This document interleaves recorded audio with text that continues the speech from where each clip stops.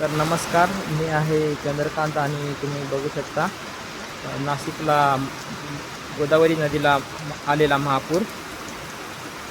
हे बघा, खूप महापूर आलेला आहे.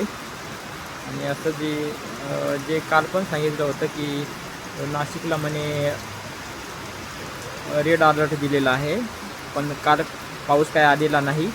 पण आज हे बघू शकता तुम्ही, खूप डेंजर पूर आलेला आहे हा.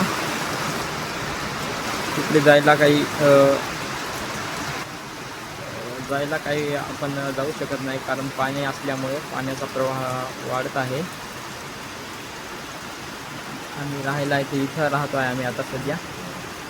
आणि इथून हे तुम्ही बघू शकता. बघा, इथं या रस्त्याला पण पाणी लागतंय, पण मग